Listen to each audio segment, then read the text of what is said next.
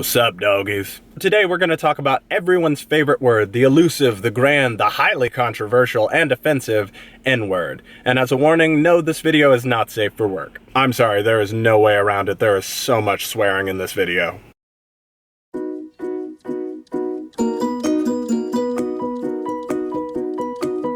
Now that the kids are asleep and you're safely in the break room, let's talk about nigger. I could write a whole dissertation on this word. Every single year, The Adventures of Huckleberry Finn finds its way to banned books lists across the country. And to question modern philosopher Michael Jackson, does it matter if you're black or white? Well, nigger can be a confusing word, so we're going to travel back in time to see where it came from and see if that can help us explain its cultural impact today. Basically, the word nigger comes from the word black in a lot of language bases. In Español es negro, in Italiano è nero, but by the early 1800s, it was used as an exclusively derogatory term. And don't get me wrong, there were a host of other linguistic contraptions meant to make black people feel bad about themselves, including coon, savage, buck, pickaninny, buckwheat, mammy, samba, jigaboo, and a bunch of others. But nigger stuck. And it's not just that these words were used, but it's that they were used to characterize negative aspects of being black. According to AfricanAmericanRegistry.org, nigger quickly transcended simply a derogatory name for a black person and became a derogatory name for everything, including other ethnic groups that white people found objectionable,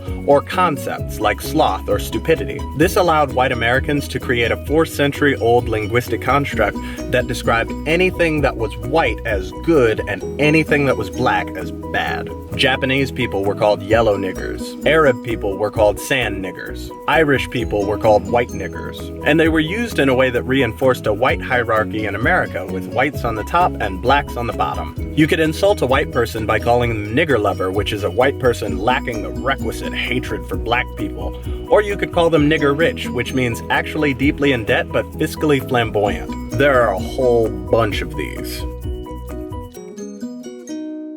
A nigger tip, for instance, is leaving a small tip or no tip at all. Nigger heaven was used to describe the area where black people were forced to sit in integrated theaters. And in the most frighteningly current example, a police officer's baton was described as a nigger stick. So when Mark Twain writes about Nigger Jim in Huckleberry Finn, he's not doing it just to be inciting.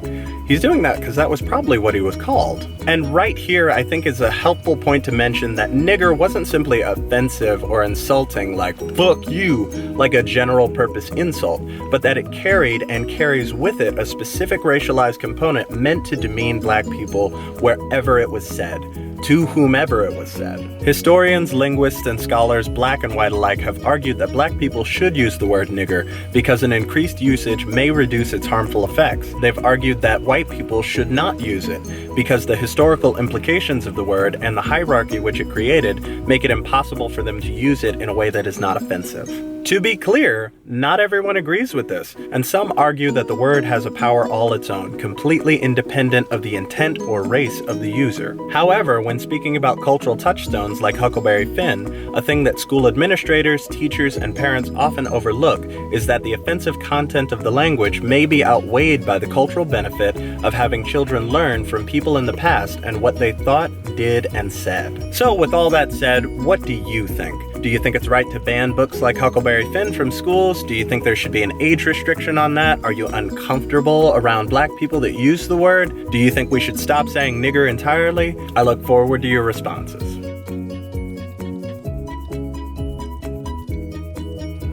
Hey guys, thanks for watching my video, and if you like this, be sure to follow this page, press subscribe, and follow me on all my other social media platforms, which will be in the description. Peace and love, doggies.